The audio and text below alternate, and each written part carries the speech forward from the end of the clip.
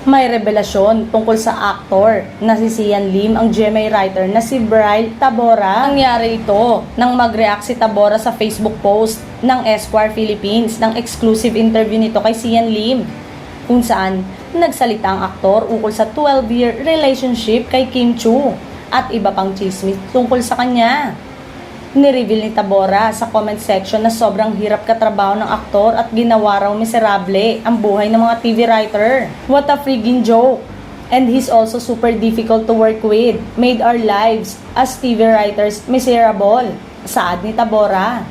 Samantalang, naging miniseries lang daw ang Love Die Repeat ni na Jeneline Mercado at Sian Lim noon, kaya't madaling nagwakas sa GMA7. May kumakalat na balitang kaya tinapos ng seryeng LDR ay dahil hindi ito nag-rate. Naniniwala ang nag-splook na taga GMA7 na may kinalaman si Sian Lim kaya hindi gaanong kinagat ang LDR series ni na Jeneline Mercado. Kasi nga nakuha ni Kim Chiu ang simpatya ng tao nung naghiwalay sila. Saka malalaman naman talaga kung mataas ang ratings ng serye kung mainit itong pinag-uusapan ng mga marites o naging household topic ito.